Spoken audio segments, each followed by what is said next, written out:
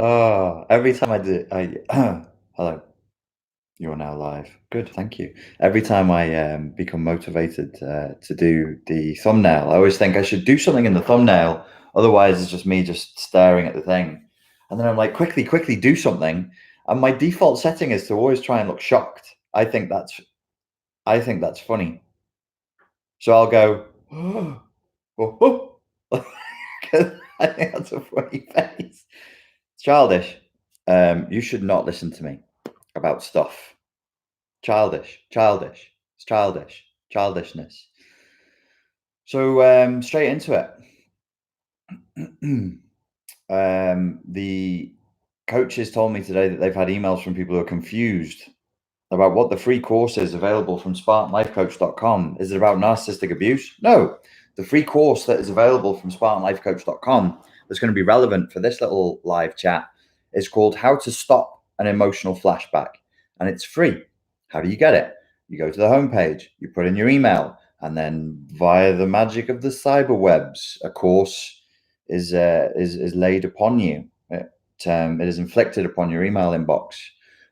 So that's how you get the course.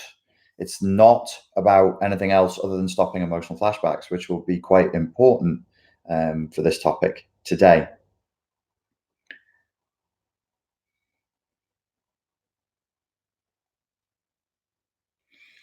Codependency has become part of the lingo in the, I don't know, we've got people from, it's stupid to say this is all about emotional abuse survivors forums now. Well, it's not stupid, it's just not true. We've got people from psychology, we've got people coming from various mental health areas, PTSD, CPTSD, many things. There's people here because they were looking at material about ADHD. Somebody told me the other day. It's like there's the support groups who watch my stuff, even though I don't really address ADHD directly, other than by talking about CPTSD and referencing Pete Walker. But we have this agreed bit of jargon called codependency. Footnote. This is jargon. It is a reductive term. It's probably not quite correct to use. Strictly speaking, codependency in its origins is a term from Alcoholics Anonymous, and it refers to the person who enables the person in their addictive and negative patterns of behavior. Addictive patterns of behavior. So, codependency to the extent that narcissism and the emotionally abusive paradigm, the predatory paradigm is an addictive cycle. Maybe it could be used. It's actually more true to say fawn response, but if people are not au fait with Pete Walker, Om Walker Namaya, Om Walker Namaya, Om Walker Namaya, and his work, his book, CPTSD From Surviving to Thriving, which is a book you must read. And I say fawn, like most people know what codependency is. It's a layperson's term. You go, oh, you're in a codependent relationship. Like, oh yeah, I kind of get what that is. If I say you're in a neurotic fawn response, you'd be like, a fawn, like Mr. Tumnus, from The Lion, the Witch, and the Wardrobe, like Mr. Fawn, kind of, but no. But those of you who are au fait with the language know it's a fawning response. It's a self-deprecating, submissive, supplicatory response in the hopes of, by bowing more deeply before the tyrannical predator, that you can ensure your survival or negotiate for less of you to be consumed today. Breaking that is difficult because it is a childhood traumatic response. Codependency, I believe, my hypothesis, goes beyond a 4F trauma response, but it is also part of a 4F trauma response. The 4Fs are fight, freeze, fawn, and fiddly sticks. Where if a predator jumps out, you pick up a fiddle and you go fiddly diddly dee, and you do a little jig, and then you run away. And they go, "Oh, you're adorable, you're beautiful. Thank you for that little dance." Fight, fawn, freeze, and flight are the 4Fs. These are the primordial, they're biological, they're evolutionary, they're lizard brain responses to threat. Your forced into a lizard brain response to threat in childhood through terror, through being terrorized by a tyrannical, predatory parent. It is a 4F response. So if we want to crack codependency, we have to deal with our emotional flashbacks. We have to get the Stop Emotional Flashback course, or you go with somebody who can help you, whatever methodology helps you to become more aware of your emotional flashbacks and to reduce their intensity and to reduce their frequency. The course that I have does help people to do that. Some people get caught up on the fact that it's a mnemonic that is done on fingers, and they find that humiliating. To which I say, get the fuck over yourself. Just do it. Just fucking do it. Don't bring your stupid fat ego here. You're in trouble. You need help. It's the kind of, it was designed very consciously the way I would design techniques for 15 and 16-year-olds back in the day. It's easy to remember. It's cartoonish, and it is delivered at adolescent level using fairly adolescent language and concepts quite deliberately. Whether you like it or not, you know, I've heard people online saying, I don't want to be tapping on my fingers or pulling on my fingers. I'm like, well, do something else then. But you must remember, you've got to break your unconscious patterns. It's the only way, because right now the emotional flashback is an unconscious pattern. It's part of how you live your daily life. So I have to seek to inflict upon you some sort of a pattern interrupt, which is why the Stop Emotional Flashback course is designed the way it is. The good news with that is if you can get past the fact that you're tapping your fingers, and you can actually get on with it and do it, you'll get really, really good results, and you get very, very good results very quickly. People in the comments, please, if you've had good results, give people a time frame for how quickly you got results. Like, because I know that people are time orientated, and if you can say to them, hey, I'm random YouTuber 00112, you've never heard of me, you don't know me, but I did actually use this, and within about 2 weeks I started to see results, then it'll motivate people to actually jump on it, which is really good. We should be doing that. I think we already have the tech. I've made it free. Why not just do it? Just use it. It will reduce the intensity and the frequency of the emotional flashbacks. Why do I say codependency goes beyond a 4F response though? Because I think it becomes a fundamental way of relating to reality, not just a response to stress or an inflamed superego. It's actually how you relate. How should I put it? When we look at addictions, I've spoken on this channel about being addicted to cocaine, and spoken about being addicted to cigarettes. I've been addicted to various things in my life. Cigarettes was quite hard to quit. Cocaine was really easy to quit. I think the cigarettes were harder to quit because they're more socially acceptable. And they were at that time. Like, I was 21, so this is 20 years ago. And you could walk into a bar and spark up a cigarette, start smoking, and have it with your drink. And it was totally fucking normal to do that. Totally socially acceptable to do it. Cocaine wasn't. And so it was basically removing a stressor from the environment, because it's stressful to and expensive to take coke. Food, however, of all these addictions, people will tell you cocaine is difficult, people will tell you smoking is difficult. I think food has been one of the hardest addictions to break in my life. And I wouldn't even say that I've broken it. I would say that all I've been able to really do is to regulate it. Why? Here we are, meandering, staggering, mumbling towards my point. I have one, believe it or not. It happens every once in a while. I have a point. You must eat every day. Cocaine, you can just stop. Smoking, you just stop. But you have to eat every day. Like, the system doesn't function very well sans food.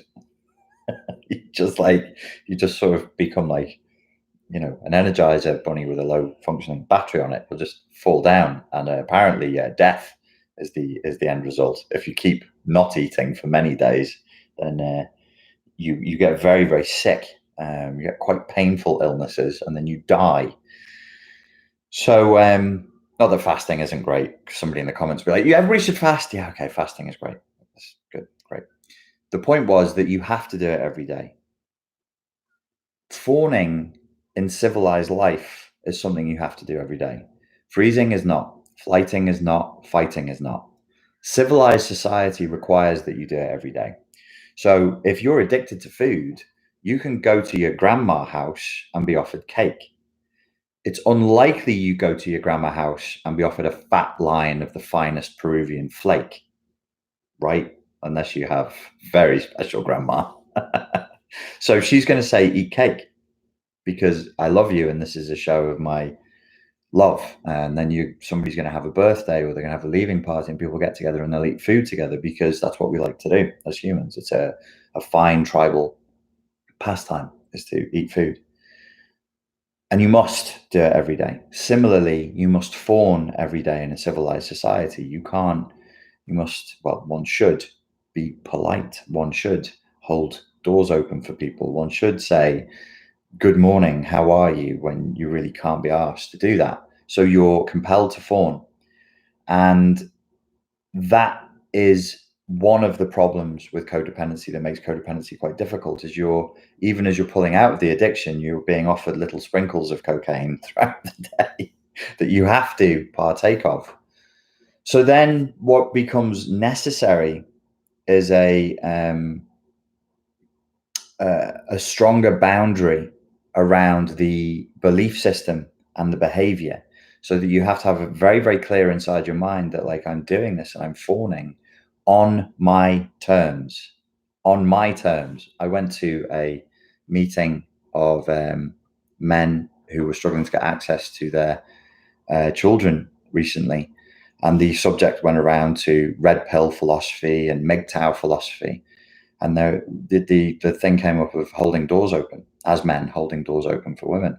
And I said to them, and the guy who was his group, who was running the group, was a little bit territorial. I think I won him over this one. I was like, I do it still. I'll never stop.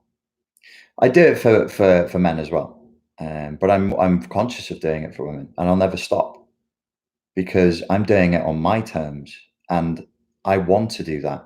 I choose to do that. So I'm neither compelled to do it, nor will I sulkily, resentfully be compelled not to do it. I want to do it. I like to do it. And so I do it. And no external injunction or internal introject shall stop me, because non serviam. And he liked that. He thought that was a good thing. That's a boundary between a belief system that needs a boundary placing around it and a behavior, so that you can engage in a behavior without it becoming neurotic. I don't have a better word for neurotic at the moment. I was talking to somebody the other day and I was aware that I do talk about mental health issues, and a lot of people don't feel like they have mental health issues and they feel weird about it. Whereas to me, I'm like, oh yeah, everybody's got mental health issues. I wouldn't worry. Like, look, I just say it. But some people are like, whoa. And they certainly don't want to think in terms of childhood trauma, because that's really fucking weird, frightening, and alien.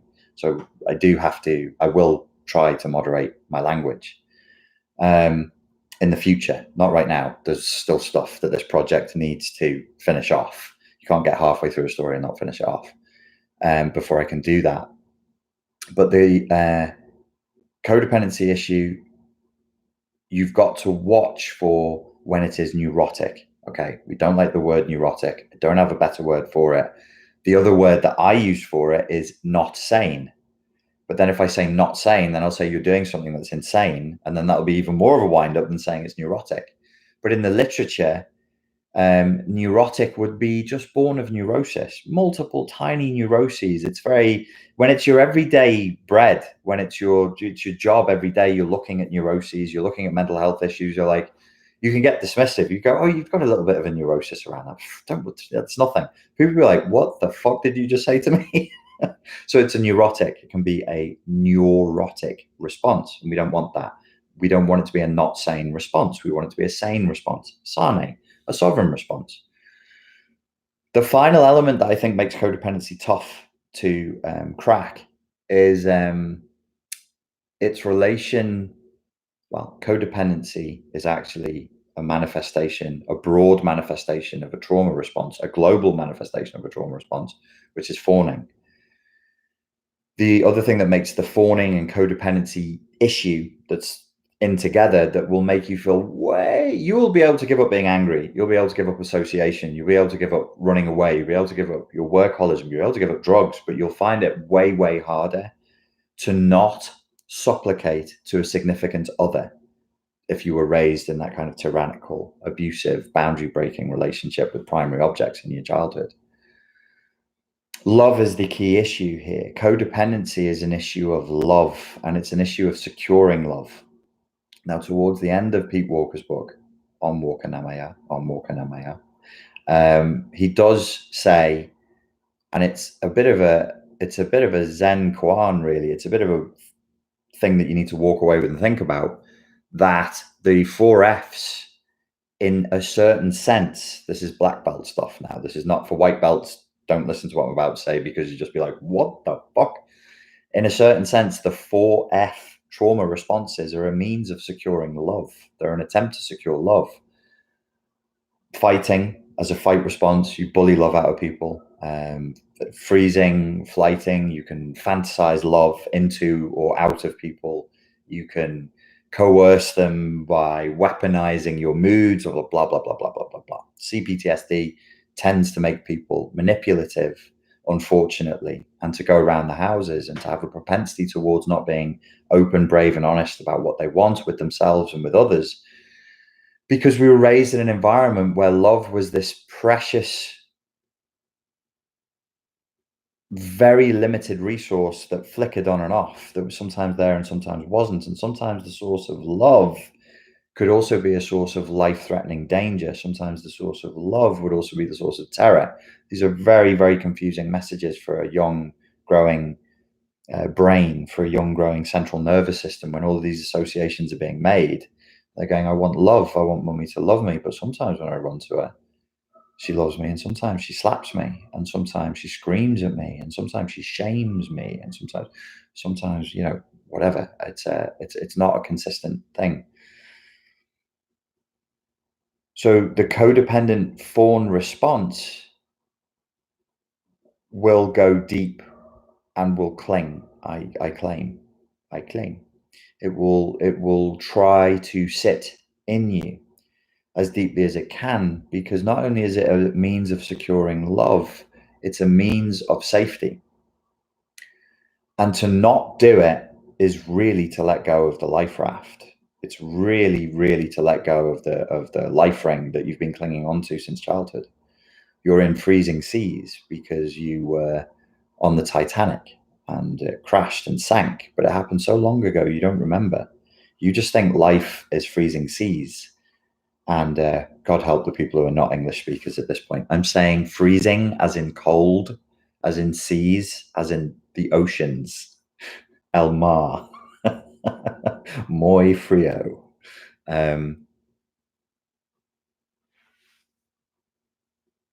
Which is why the cluster B personality disorders are hard or impossible to remove, because you're talking to a traumatized, terrorized child who's clinging on to one thing in an environment that they still perceive as being extremely hostile and extremely dangerous. And what do? People with CPTSD, we go and find environments that are very, very hostile and very, very dangerous. It's annoying me that my chin is not in shot. The chin is important. How to do that? Stop the emotional flashbacks, raise the awareness of what you're doing. And in a certain sense, I like solutions that are bordering on so simple that they're almost dumb. So I just said codependency, the fawn response, when it's extremely pronounced, extremely neurotic, extremely global in an individual, as it is in me, is actually an around the houses endeavor to not ask for what you want openly and with bravery, because you're frightened, or the inner child or that wounded part of you is frightened of the consequences of asking for what you want, because you've experienced shame, rejection, humiliation, perhaps even, physical torture as a result of asking for what you want. So our job then becomes, because this is the year of trying to tackle codependency and trying to eradicate it, is to enforce certain disciplines within yourself and to relate to the world in a new way that you haven't done before. And then what happens is you will trigger a series of probably cascading emotional flashbacks. So you already need to be quite high level. You need to be at like above your blue belt. You need to be at brown and black belt in CPTSD recovery. You need to have a good, strong hold on your emotional flashbacks. You need to have a good, strong relationship with yourself. And you need to be aware of what can happen when you flip the switch and you use the dumb solution. The problem is you're trying to get what you want without asking for it openly and directly. Or you're trying to, when you do ask for what you want, hear me now, people of CPTSD, when you do ask for what you want, your rejection from the person you're asking it from is already born in the asking of it. You're trying to protect yourself from the rejection by not asking for it fully, properly, and earnestly. And we all do this. It's kind of a game that we play with ourselves. It's like around the houses. We're playing hide and seek with ourselves. So you're asking for what you want in a way that almost guarantees you won't get it. And you're asking for what you want from somebody who it is guaranteed, because you've already checked them out, can't give it to you. So then when you don't get what it is that you wanted and are rejected, you're still in control. You're still somewhere, in some sense, in control of the game. I knew this would happen. I knew he would do this. I knew she would act this way eventually. I knew this would happen. I'm still in control. It's not real vulnerability. I'm not saying, hey, everybody, just take off your armor and be vulnerable. It's not time for that right now. What I am saying is you've got to recognize that game, and then you've got to be willing to stop playing it. So you've got to ask for what you want, and then you have to look for another dumb solution. What's another problem that we can say has a big, dumb, straightforward solution? Another problem with codependency is we do what everybody else wants before we do what we want. In fact, we're so good at doing what everybody else wants, we never get around to doing what we want. And that gets so bad over the years that we forget what we want. Okay, so big, dumb answer. Find out what it is that you actually want and then start doing it. But remember, I warned you, this is the kind of thing that can trigger emotional flashbacks. My hypothesis, my personal idea, if I bloody get round to writing a book, this will go in the book, and then I'll go, I wrote that in 2019. That shit is mine. I actually wrote it 2 years ago, which is, I just haven't got around to doing it. I wrote this concept 2 years ago, and some of you are already aware of it, where I said that I think the model that we currently use for CPTSD is a little bit off. We've made too much of emotional flashbacks. I said this in the summer of 2 years ago, of 2017. We've made too much of emotional flashbacks and not enough of the superego, also called the inner critic, also known as Steve. Spartan life coach Steve refuses to say inner critic now. He's just like, I'm not using that term anymore. It's too grand. It affords that part of you too much authority. He's changed it slightly to inner criticizer. It's a bit better. It's like a linguistic reframe that's a bit better. That part of you that mocks you, that part of you that shames you, that part of you that humiliates you, that part of us is also triggering the emotional flashbacks. And I think just as much, if not more, than the external world. You see a red post box. I don't know, your grandfather hit you with a red bag, sorry, it's best I could come up with. And so you see a red post box, the association is made non-consciously, and then you're in an emotional flashback. Okay, yes, I think sometimes that happens, but I think more often than not, it's the superego. It's the superego. I'm not going to explain what the superego and the inner critic is here. I've done that extensively in other videos, and it'll bore the pants off people who already know. So you'll need to watch other videos to see what the superego is. But if you're seeking to recover from CPTSD, you've got to deal with the superego. When you look at what it is you want, start asking for what you want from the people who can give it to you, and start moving towards what you want, it's tough. It gets hard. Obviously, as ever, this is the year that I want to find out how to crack codependency. The first test subject is me. I wasn't prepared for it, and the emotional flashbacks that, well, first of all,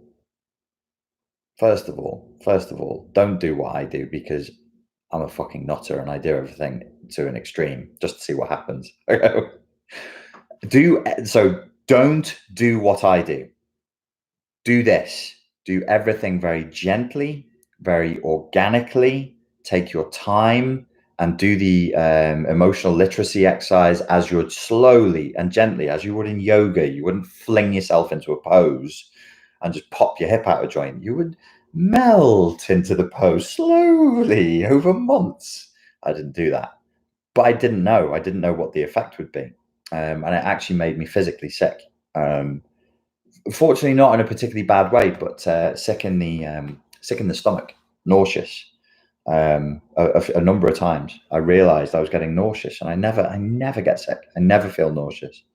And I was like, it's as I'm doing this work, and I suspect, I'm going to use more psychobabble jargon, I think it is a somatization of repressed emotions. I think actually asking for what I want makes me highly, highly, highly anxious. But I'm so used to keeping a cool veneer that all that anxiety gets pushed down, and then it manifested as nausea. So I'll try the dumb stuff first on me, get it wrong, so that you won't do that. But yeah, I think I was somatizing,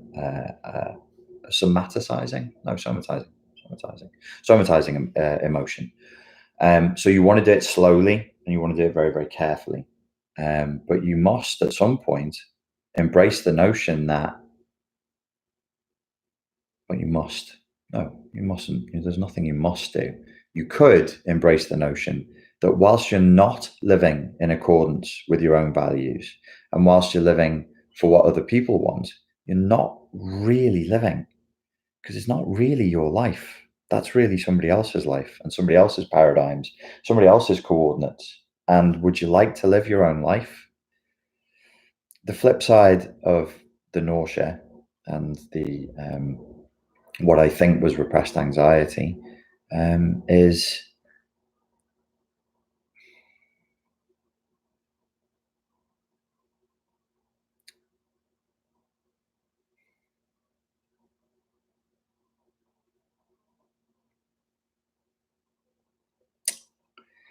I don't really know how to put it in words.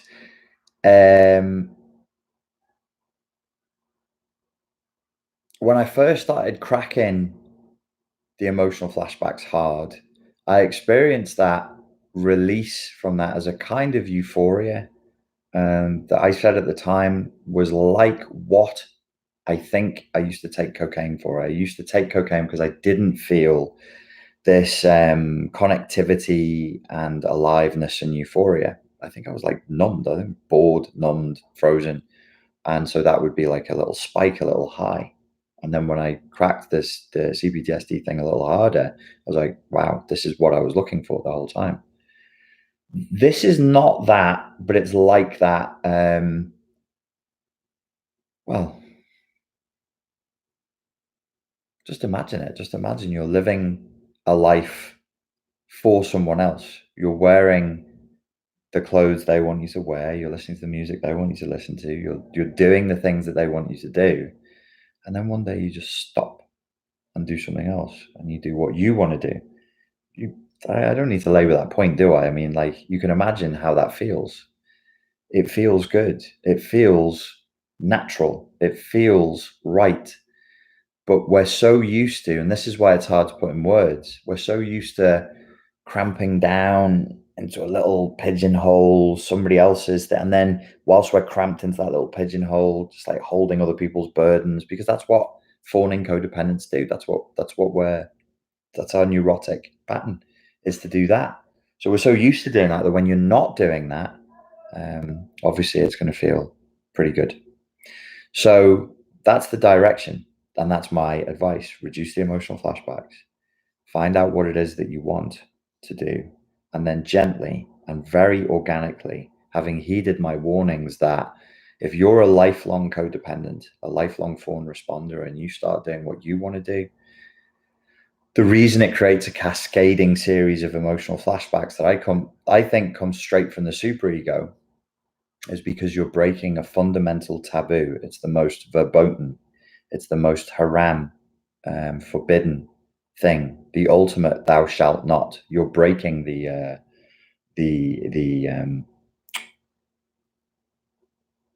tablets, the stone tablets upon which the commandments have been written. You're breaking them. And the superego, which is that colonized part of the personality that represents bad mummy, bad daddy, bad authority figure from childhood, will scream in rage to try and get you to resubmit, and will terrify you with emotional flashbacks. That is my personal hypothesis of how the superego actually works. It's like a parasitical entity that sits in the personality. I was going to say consciousness, but it is part of the personality, and I think it's exactly as Freud described it. I think Freud was 100% correct on that, and seeks to control you. That's what the introjects are for. That's why it talks to you in that way, because it's trying to control you. It's trying to keep you submissive. It's like an onboard slave master. It's an onboard slave master. You start drifting away from the field, you put down your tools, and he'll come over, or she'll come over and go, "What are you doing?" "Nothing." "Do you want to get fucking whipped?" "No." "Are you sassing me?" "No." "Do you want a bit of this?" And then you get, like Emperor Palpatine in Star Wars with the electricity out the fingers. Fucking behave yourself. Get back to work. You don't raise your head up. You don't put your tools down. You just fucking stay working. That's what you do. You stay there. So that enslavement protocol will kick in, and it kicks. The punishment is vile, interjects, foul mouthed, really strong, really unfair, vicious criticism of the self and your actions, and how worthless you are, and how pointless you are, how stupid you are, blah, blah, blah, blah, blah, blah, blah.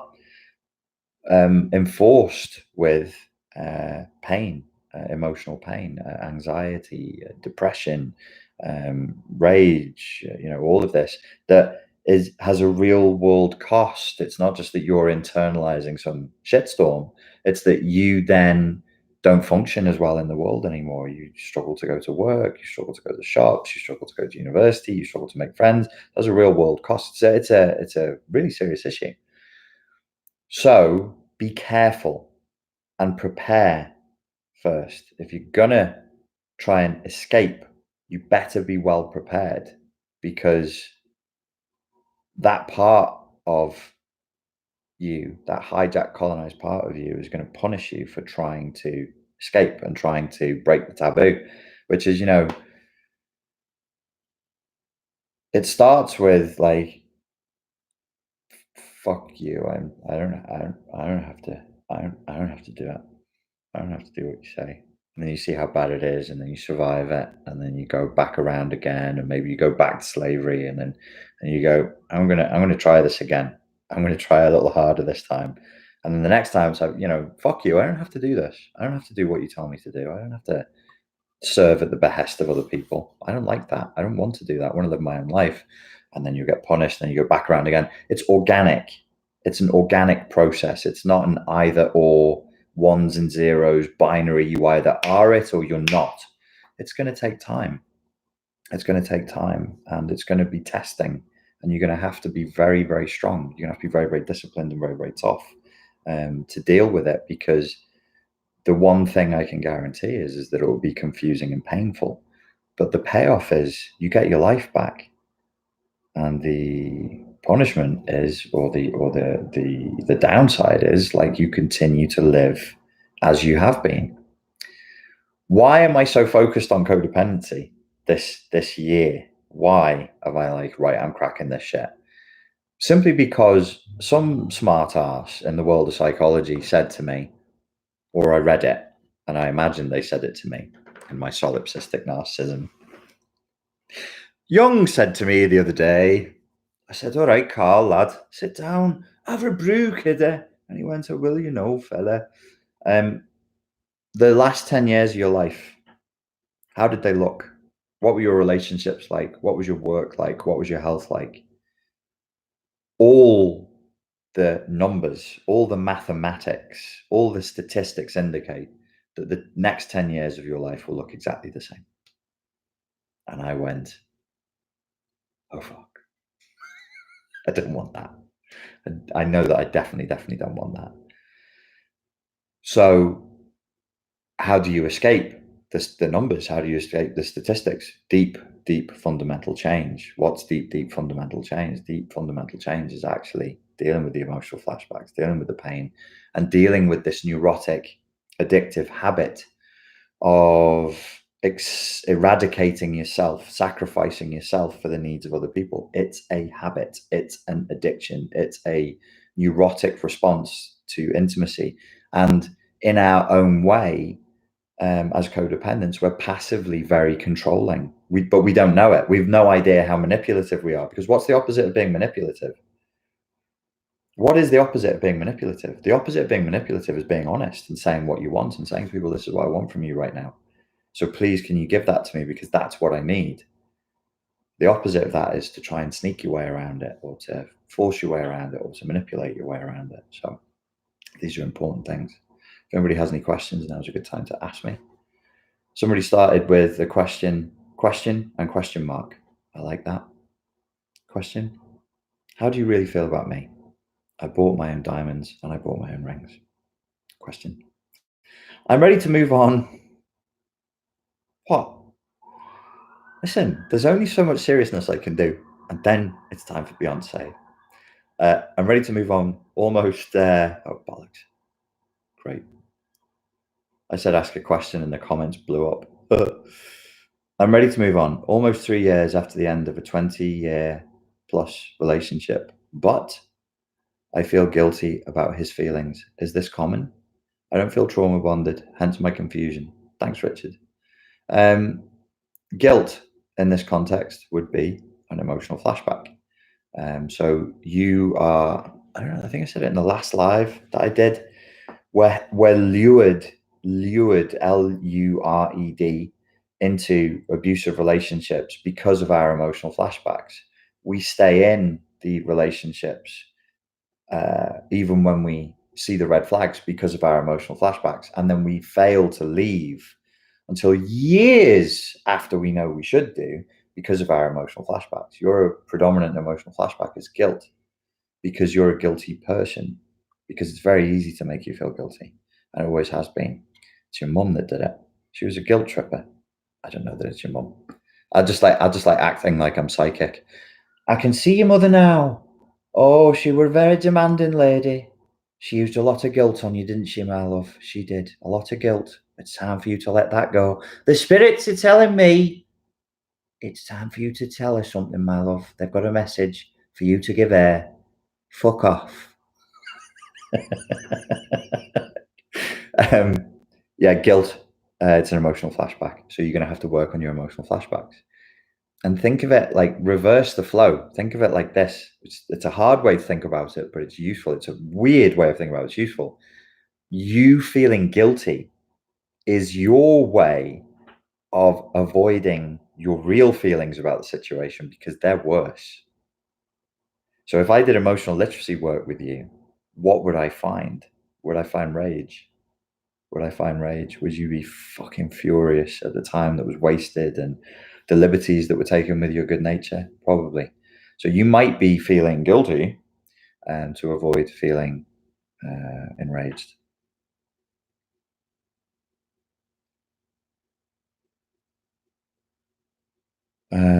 Annie says is tending to get in relationships with people who take advantage of me. First men, then after I realized that dynamic, new friends. So with men and with women, a sign of fawning response or just naive trust.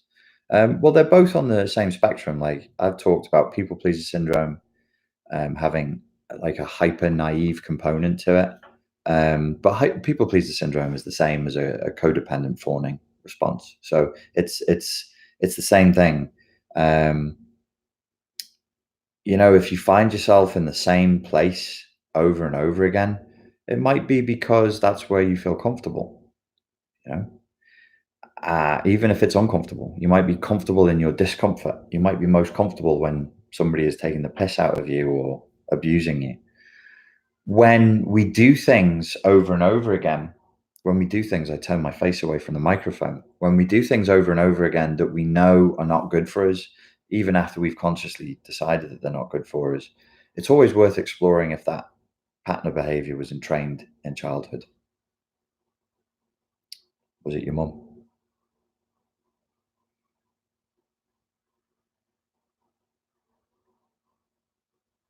The Ancient Lantern, thank you for moderating today. Please feel free to ask a question as well as moderating. You also should get benefit from being here. And you should be given cake. The Ancient Lantern has asked a question. Richard, capital letters. Richard. I think I just gave myself an emotional flashback. Richard. Did you watch? That's Patricia Routledge, that. She's from Birkenhead as well. Did you watch, or are you even interested in watching the Peterson versus Zizek debate? I did watch it, yeah. Yeah, I did. I was going to do a video on it, and then I thought, oh, I've probably got other stuff to be talking about, really. That's more important. And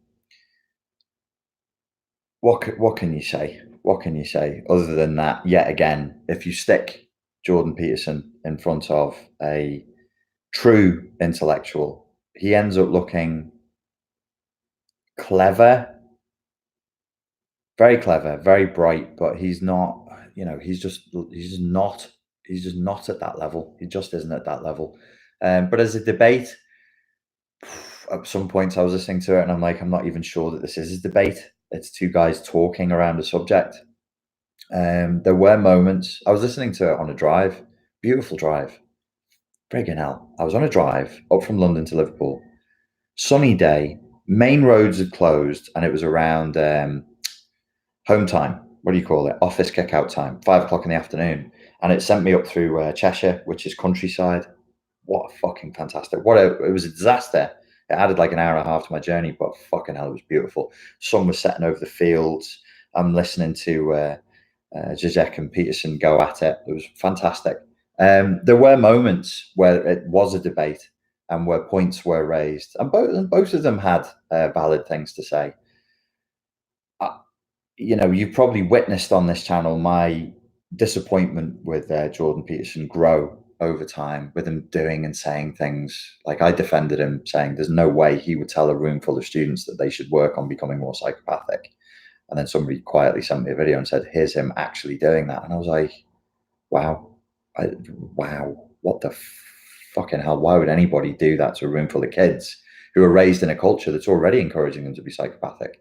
If I was if I was Alex Jones, I'd be like, he's on the other team. He's just purely funded by working for the other team. Let's make these kids narcissistic psychopaths.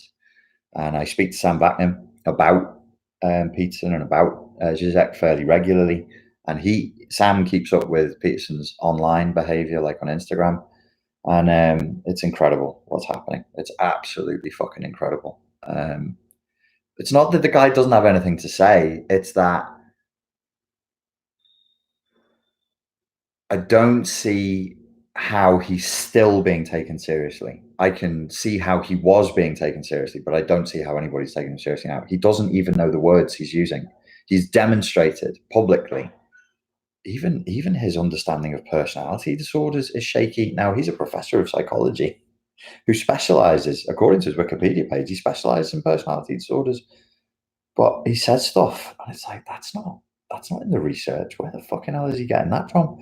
He talks to adults and professors and intellectuals, genuine intellectuals, as though he's talking to a room full of naive 18-year-olds. He does it way too much, and he doesn't understand the language he's using. This came up in the debate, and I've saved it. I have the timeline of when it comes up. If I can be asked to do the videos, I'll post a clip where Zizek challenges him and says, why do you insist on conflating the terms Marxist, postmodernist, and radical left? Peterson's been doing this for years, and nobody's told. Well, somebody did tell him. I think eventually somebody did tell him. For years, he was using the term postmodernism completely wrong, completely incorrectly, and then altered it to the radical left. And he defended it very weakly in the Zizek debate by word salading and saying his stock phrases are, well, it seems to me to be the case that what these people seem to be doing is, and he conflated social justice warrior culture, the radical left, postmodernism, and Marxism, and basically and said, in my view, and you may not agree with me, they're all the same thing. And I'm like, fuck, that's intellectual dishonesty at its finest. And it's also it's just not correct. When you are a professor and you're in a public space and you're debating with an intellectual and you've been a real intellectual, you've been given a chance to prepare, you have to do better than that. At the moment, he really is looking more and more like an ideologue every day. So yeah, I liked it though. I mean, and he does say, sometimes he'll say something and I'll go, we can't argue with that. And Zizek says, it's a good point. He raises good points. He's not a stupid man. He's not a stupid man. I still feel agenda, and I don't know what the agenda is, but I know everything in me is saying the guy has an agenda, but he just hasn't revealed it yet. And it's not what stupid people have been saying. Like it's not simple. You can't just put him in a camp and go, oh, he's secretly he's alt-right. No, I'm afraid not. I think if there is an agenda, it's much more individualized than about supporting a group. I think he couldn't give two shits about the alt-right. I think Jordan Peterson cares about Jordan Peterson. He is looking as though he may have developed a messianic complex.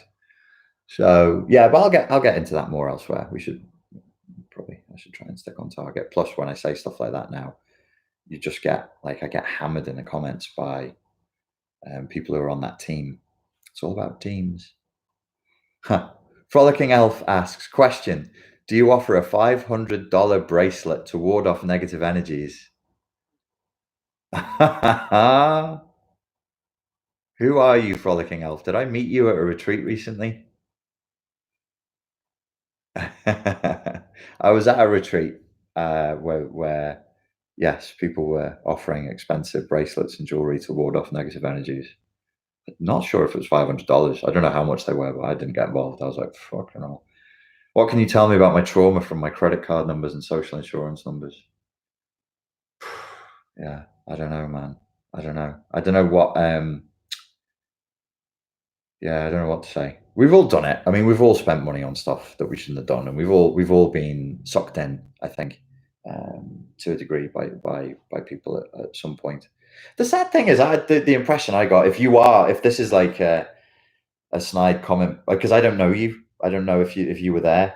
I actually think that on the whole, the people running that thing and the people attending that thing were nice people of good intent.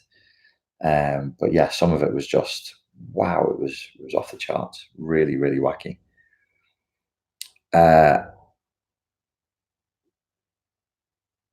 Kate Nadine.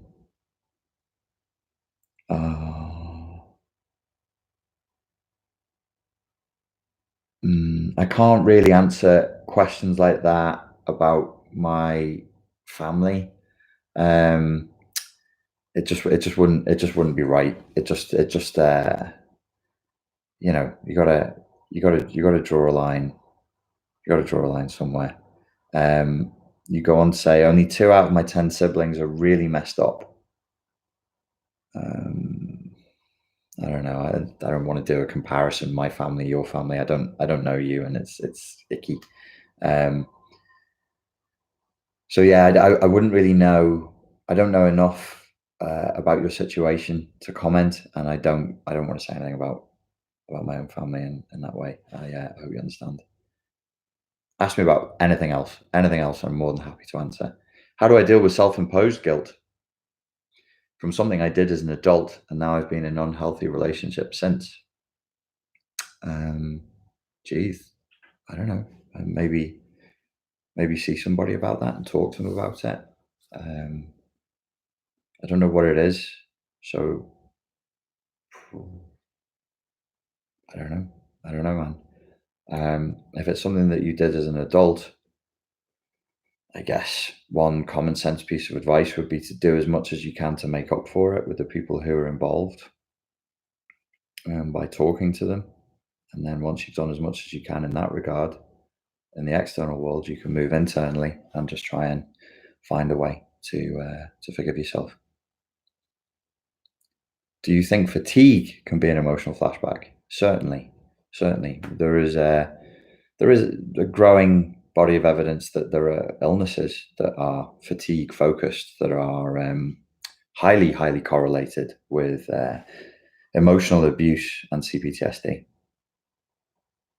So yeah, it could be fatigue could be an emotional flashback. Fatigue could be a full blown central nervous system shut down as a result of emotional flashbacks, and therefore the healing of them would be through looking at the emotional flashbacks. What's your take on psychosomatics?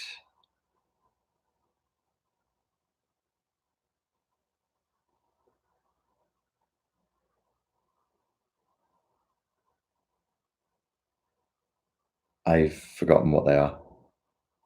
I'm having a moment. I have completely fucking forgotten what a psychosomatic is. I'm glad I'm doing this on a live.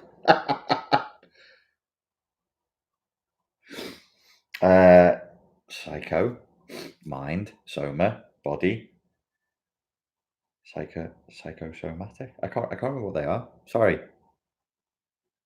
Psychosomatic drugs.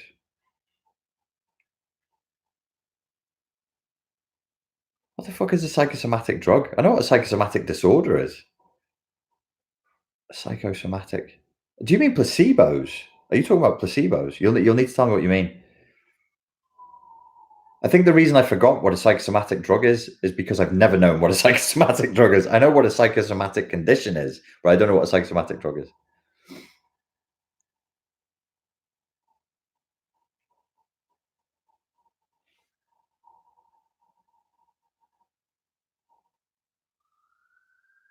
How do we prepare, Richie?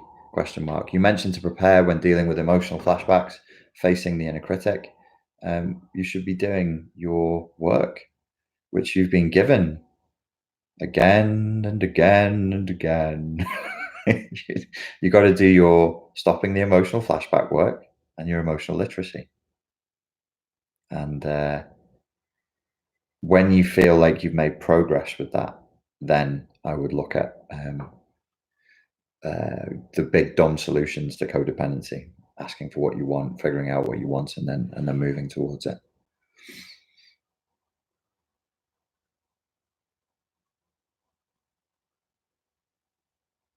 Opa.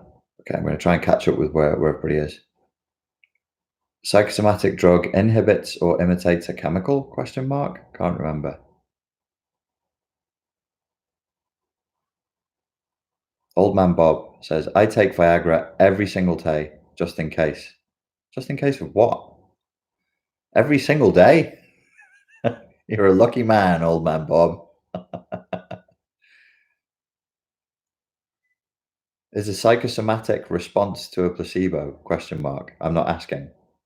I don't know. She's going to tell us.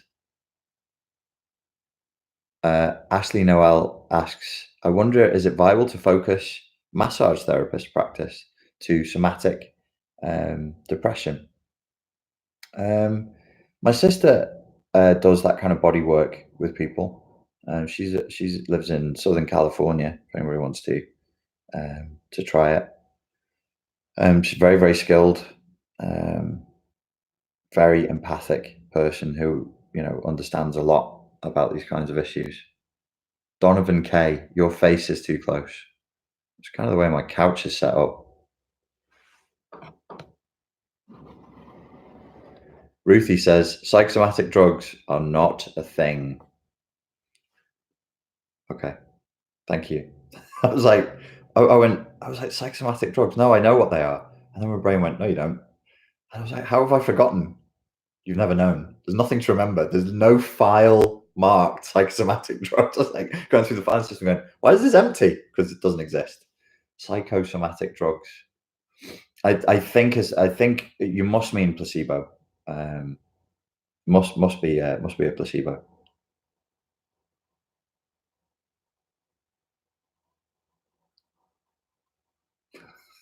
Old man Bob, are you trolling? Nobody wants to hear about your willy.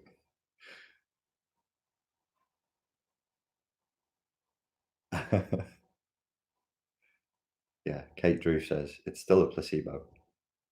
Psychosomatic drug makes no sense. Yeah, it would be. It must be a placebo. Dolly 13 Lou Limits says, Richard, how do I get your attention? You can ask me a question. Mariana Menendez, who's not Maria from Galicia, says, it's awesome to watch someone say, I don't know. Yeah. It's not hard to get me to say, I don't know. Just ask me about any personality disorder that's not within like the cluster B and watch me just go, don't know. No idea. Don't know. Why didn't you learn? Don't know. Should be bothered. Just watching Netflix instead. Or was at the gym. Or I was with my mates. Why didn't I study it? Don't know. There's probably a new series on about zombies or something.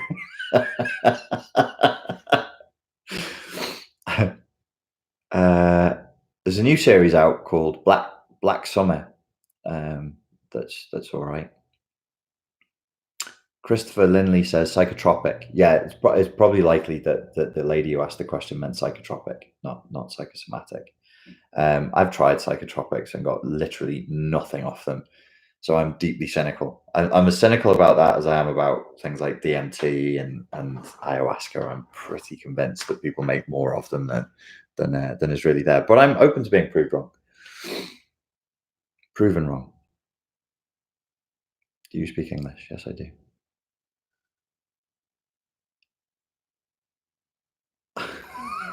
Okay, old man Bob. You have just put yourself in timeout, sir. Okay. Question. Did you mention you made one of your courses free back at the beginning of the stream, says Ruthie. Yes, Ruthie, I did.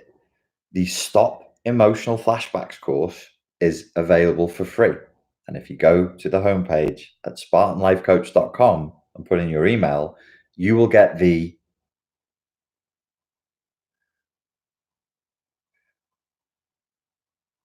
Stop Emotional Flashbacks course via email for $0 because it's free. Stop Emotional Flashback course. That's the only course that's free. How does one set boundaries when the overt and covert narc parents do not think the boundaries apply to them, such as the nature of narcissism? The boundaries that you set, first and foremost, are set with yourself. That's where all boundaries begin. A boundary is always a no, and the first person you need to be saying no to is yourself. It would be an internal boundary.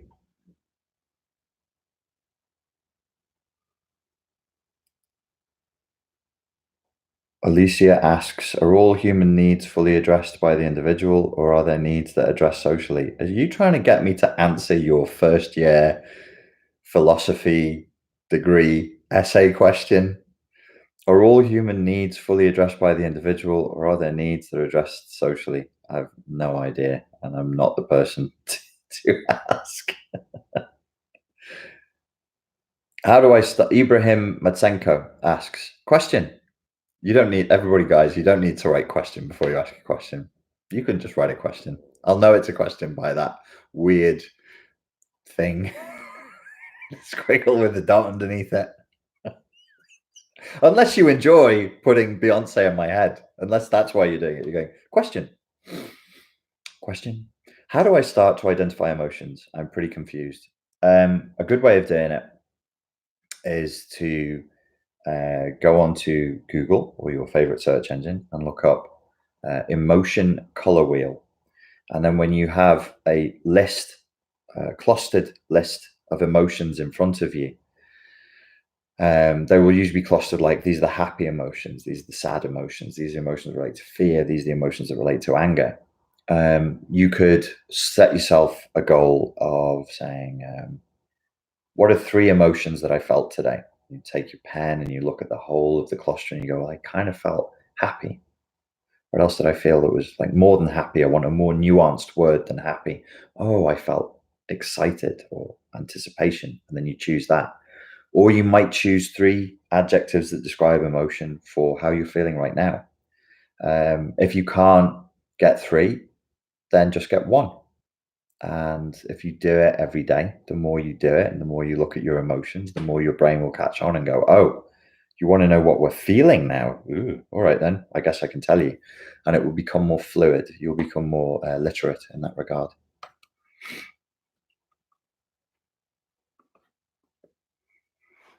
Feeling physically ill when saying no or disappointing someone, is that an emotional flashback? Yes, it's the emotional flashback of a codependent. Daryl says, Richard, with the 4 Fs, which one of the responses to being terrorized is defiance, which is what a Spartan displays? That would be the fight response. And then you go on and say, like toxic hero, kill me then. Well, defiance would be a fight response. If it then becomes a sort of a masochistic submission of kill me then that's probably more like a freeze or a flight response. But yeah, the initial defiance is of the 4 Fs is fight. Anna writes, question, what you think about me? Well, do you buy your own diamonds and your own rings? I mean, because otherwise it's hard for me to make a thorough assessment. 7T Adams asks, do you think EMDR works? I think it probably would work for some people. Sometimes if they have very good rapport with their coach or with their therapist. It is not a modality that I choose to use. I don't think it's as direct, and I don't think it is as, there are things that people with CPTSD really need that can be more laser-like focused addressed than with EMDR. Tony says, no, DMT is great. Okay, I'll try it one day. I keep saying that. I'll try DMT, I'll try ayahuasca, and then I'll know if it's great. I thought ayahuasca might be a bit ropey, and one of my mates thought it was a bit ropey, and then he went and tried it, and afterwards he went, yeah, it was okay. It was a bit ropey. And I went, Sometimes these things get fetishized, that's all. And, you get people who are like, oh, have you tried DMT? Have you tried ayahuasca? Have you tried DMT? Have you tried ayahuasca? And it's like, Jesus, But maybe I'll be blown away. I don't know. What's the difference between fawning and humility? Well, fawning would be a neurotic, non-sane response to a legitimate or illegitimate communication where you have no control over it and you excessively submit, excessively supplicate, coming usually from a place of either fear or manipulation or both. Humility is a non-neurotic, non-emotional flashback approach that has more to do usually, if it's true humility rather than the pretense of humility, that usually has more to do with like an ego-less detachment from stuff, from what would more pompously be known as the world of form or the material plane. You're just not that attached. You're just not there. You're not in the power games. You're trying to compete on that level, and you're really not. You're not like faking it. If it's true humility, then it's just. But no, they're not. They are not the same thing. July says, how can I send $0 to you? Well, what you could do, July, is you could go to the Spartan Life Coach. I want to do this with a straight face. I can't. You go to the SpartanLifeCoach.com website and you join the mailing list right there on the homepage, and you receive a course called How to Stop an Emotional Flashback, and that will cost you $0.00. I do it with a moderately straight face. The Ancient Lantern has written, Old Man Bob has left the chat. Yes, Old Man Bob was invited to just stand outside for a minute because he was writing some crazy. It was funny, but it was distracting me, and I didn't want to hear about his monkey anymore.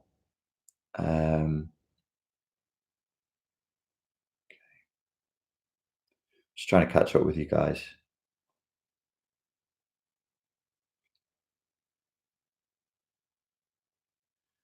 Heather says, I've got the big pack special. I'm working through all this shit, never coming back. It's not fun, but I'm seeing reduced emotional flashbacks. Thank you for sharing your brain. You're very welcome. Forgive me if I've missed this. How do you feel your own flashbacks management has succeeded for you, Richie? Back in 2000 and was it 17 or 16? It was 2017. I went back into my own therapeutic process because I was, for various reasons, but one of them was I had become depressed, and I'd become extremely emotionally illiterate. And it was from that process that I developed the emotional literacy course. And it put me in a really, really awkward situation because I have a community of people who listen to me and who want help. And then I'd sort of stumbled across it because I wasn't doing it to deal with emotional flashbacks. And the depression, at no point during I was lucky, I got a good counselor in there. I was living in Dublin at the time, but a really good guy. And it was never discussed as an emotional flashback because the guy didn't know anything about CPTSD. And so it never really occurred to me, ironically enough, that this was actually a manifestation of an emotional flashback. I've never really gotten into it on this channel too deeply. I've inferred it. I released a video and maybe if somebody knows what the link is or knows what the title is, there's a hand drawing on a chalkboard that's from that period where I tried to explain via a cartoon. It's like this chalkboard that draws drawings. That was like, if you let yourself become emotionally illiterate, your experience of emotions becomes corrupted, and you're actually no longer experiencing emotions. You're experiencing like a calcified remnant of an emotion.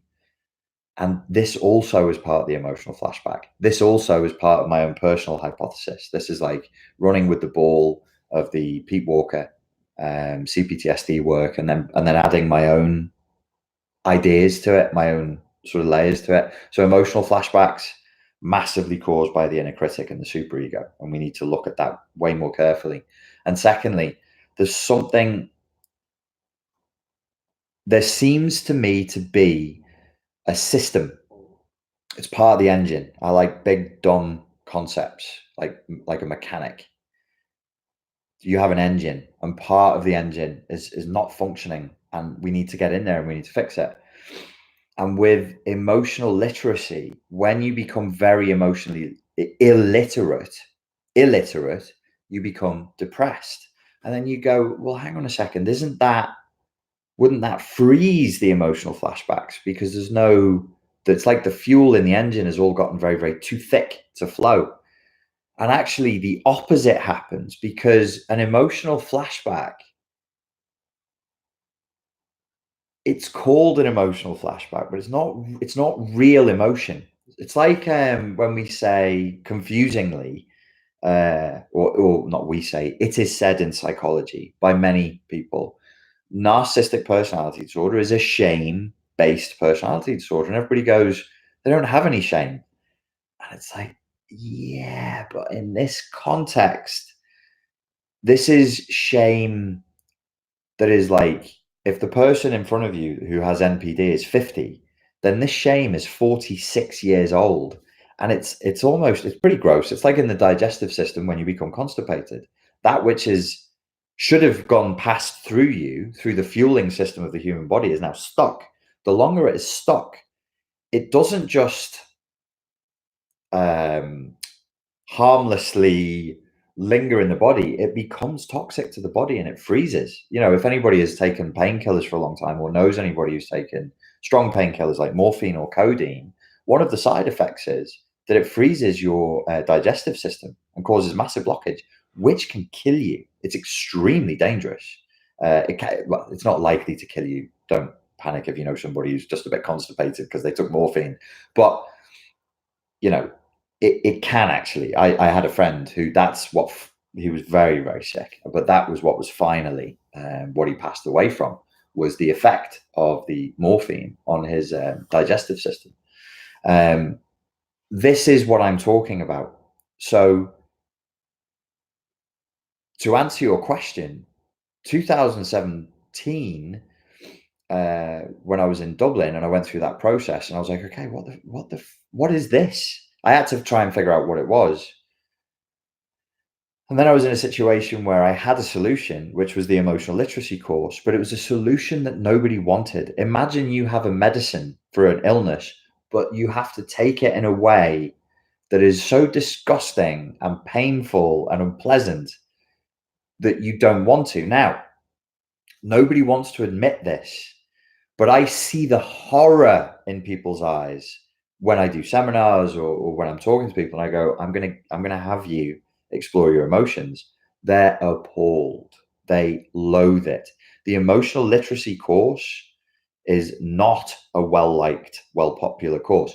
Listen, the people who've done it and went through it will be like, this is amazing. They'll be as evangelical as I deliberately make myself less evangelical about it because I know that that produces resistance. So I'll always just casually reference it. But in terms of recovery, like, you would be doing yourself, everybody, you will do yourself such a big fucking favor. There are situations that I have been in post 2017 where I know, you just have to trust me. I know it would have induced an emotional flashback, a major one, massively triggering situations. There are certain things, like I know myself, like this is my job, I have to, and I know if this happens and this happens and this happens, it can really set me off. And one of my worst emotional flashback responses was a fight response, was a response of aggression. Like I would want to find somebody and kill them. Gabor Mate spoke about this recently. He was like, oh, I feel like I'm a pretty well recovered person, except occasionally for the homicidal rage. God bless him. He gets homicidal rages sometimes. I'm like deeply sympathetic to that. They didn't come up. And even at times I'd be like, I wonder if I can trigger myself. I wonder if, like, there's a situation, it doesn't matter, like something is not fair, somebody is abusing somebody, blah, blah, blah, blah, blah. This would usually be me just going through the fucking roof. And then it's just not there. It's a strange experience. It's not always, most of the time it's very, very pleasant, but sometimes it's odd because I feel like, oh, who the fuck am I? Who am I now without rage? Because I lived with rage for so long. And I think that overcoming the emotional flashback of the fight response was one of the factors that actually sent me into a little bit of a depressed tailspin. So if you just reduce the emotional flashbacks, but you don't work on your emotional literacy, you're only working on one part of the engine. The engine is misfiring in multiple places, in multiple ways. I think this is why people don't want to talk about CPTSD. It's called complex post-traumatic stress disorder. Every therapist was terrified of post-traumatic stress disorder. Now you've got something that's complex post-traumatic stress disorder. What's the next one? Super dead hard, really hard to deal with stress disorder. It's it's a lot. It's a very, very complicated thing. But for me personally, that alone would be huge. Just like that fight element, it's like being removed, and it got taken out completely inside of a year. Okay, you go, that's not very impressive. There's people doing this system of therapy and this system of alter, and they say it takes a weekend, and I'm like, well, that's what they say, but I ain't ever seen any short, fast solutions to long-term, deep-seated trauma that's based in childhood. So I was really, really happy with that. I say, yeah, I don't know, man. Like the big 2017, between May and November of that year, things changed for me massively, massively, massively. So I don't want to sit here and say I don't get any emotional flashbacks at all anymore, because I've got this horrible feeling that if I do, I'll wake up tomorrow and have one. But I dare I say this publicly, I don't get emotional flashbacks anymore. I'm waiting for something to strike me down. I don't think I do. I have moods. I have moods. There are emotions, and they're not all positive, and I can get pissed off and I can get anxious, and but the how should I put it? I was really bad. Like I couldn't go to the shops without, I would shake, I would sweat, I would uh, just daily life was really, really exhausting. The only thing that I think recently has come through, and it's come through the same traumatic response as the emotional flashback system, was what I was talking about earlier, where I felt sick. I felt nauseous because I was pushing against the conditioning of codependency. Now, I didn't experience that as an emotional flashback, but I know enough about psychology to know when you're breaking a major taboo. And I know myself enough to be like, something's happening here. Something is going, something, because I said I felt nauseous. I don't get nauseous. That's not a thing for me. Getting nauseous is not like, if I think 3 years ago I was in Sweden. I ate a dodgy kebab. Wow, 3 years, 4 years ago, 4 years ago. Whew. Oh damn, that was some violence. But it doesn't happen. But I didn't experience that as an emotional flashback. I'm assuming that's a traumatic response that's been somatized. That's actually, I'm feeling it as a physical illness. But it's a stress response to breaking the rules. But other than that, as speaking not as a coach, speaking as a human being with a similar problem, that is, I have plenty of things to worry about. I have plenty of things in my life that need dealing with, and that take up my time and all the rest of it. But I used to be, it got to the point where I was nearly a shut in, because it was so bad, and that's just not part of my life anymore at all. And so again, touching wood, hope to not get struck down, I actually don't think I get emotional flashbacks anymore. I think that part of my life is dealt with. You never know. You never know. You never know. I mean, like, yeah, there, but for the grace of God at this point, until maybe some major traumatic event, or I really don't know. It it's certainly not something I'm nervous of, not at all. Because even if they came back, I did so much work. I'm a real crazy person, really, really crazy. So I will work at something over, and I'll put the reps in. I'll put the reps in like an obsessive lunatic. So I'm not scared. If it comes back, or I start to feel like it's coming back, I know exactly what to do. And woe betide any emotional flashbacks that come back, because I'll just smash them. I would just absolutely smash them. However, the codependency issue, I think it's still there. That does concern me. That I am anxious about. We're talking about my personal, You've asked me about my personal recovery. That concerns me. That concerns me. I am not confident that I'm not still making decisions, micro decisions, some conscious, some unconscious, based on codependent tendencies. I'm working hard to try to shake it, but with all due humility, this is how I've been living my life. You know, since I've been conscious, since I've been aware, is in a codependent frame. So that's why I'm talking like 2019 is the year for doing it. It's going to take a year. It's going to take more than a year, I think, to really, really clear that up, depending on how hard I'm prepared to work at it and what I'm prepared to do. But I'm taking steps. I'm going to finish. One of the things that I want to add around 2019 is to, there's a lot I need to say about this, but I'll just finish with this.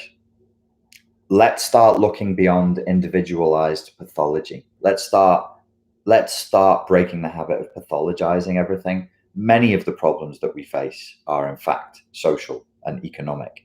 Many of the problems that we face are cultural. Many of the problems that we face are not in you. They're outside of you. And you know, if you feel anxious and depressed, it could just be that things are a bit shit. So that's also something that I want to, after this year, I want to start looking at that as well. It's not a great thing to always be looking at the individual. I think there's an upper limit to how far you can take that, and it's part of the science envy. The joke in psychology campuses is psychology suffers from physics envy. Haha, like penis envy, physics envy. Secretly, every psychologist wants to be wearing a white coat and staring into a microscope. That's the joke. Certainly, the psychology that we have today is tainted by the drive to see problems as like as in the model of a virus in the human, in the individual. And I actually think that is actually quite rare, because we are tribal creatures, because we have tribal consciousness, because, and not in any mystical woo way, in a very, very practical, down-to-earth way that can easily be described without going outside of Western parameters, modern Western parameters. We have group think, we have group consciousness. It's plainly evident. You just have to walk around and look. So we do ourselves a disservice by looking in places where the problem is not. Because if you don't find it, you'll make it up. You'll be like, oh, you feel this way because of childhood trauma. And it's like, maybe you feel this way because, you know, for example, in 2008, there was the worst financial crisis in the history of human banking occurred, and we're not out of it. Nobody talks about it, but we never recovered. The world changed. Our whole coordinates changed. And so, you know, people are talking to me and I'm talking to them, and it's part of my life and my own personal experience as well, about things like dating and relationships and all that. And I just think, you know, we really do ourselves a disservice if we don't put economics on the table, if we don't put,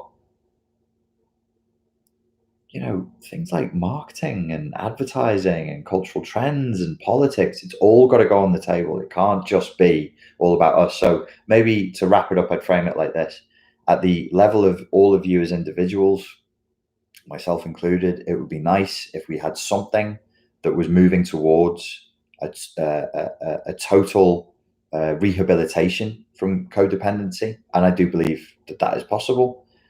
But also by the end of this year, that we be looking beyond the paradigm of modern psychology as all the individual to what's outside. I do sometimes. I always have, but I want to do it more, because I don't want to feed into a disingenuous, faulty worldview that suggests if you have a problem, it's either in your body, in your brain, or in your childhood. Sometimes it is. Sometimes it isn't. It just isn't. It can't all be you. And it's if we set up the game so that we have to make it all you, we're doing ourselves a disservice, and we'll be doing, you know, you a disservice. We catch up. and then let's wrap it up. Okay. Thank you, guys. Appreciate that. I'm just reading here.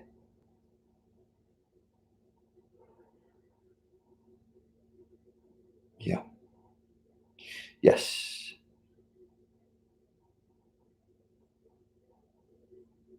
Okay. Ladies and gents, thank you very much for your time and for your attention. I hope that was useful down, all the way down. And if you have any further questions about anything I brought up, you can just mention them in the comments, and I'll go through the comments later and have a little look. And that's it. I look forward to speaking to you soon. Cheers.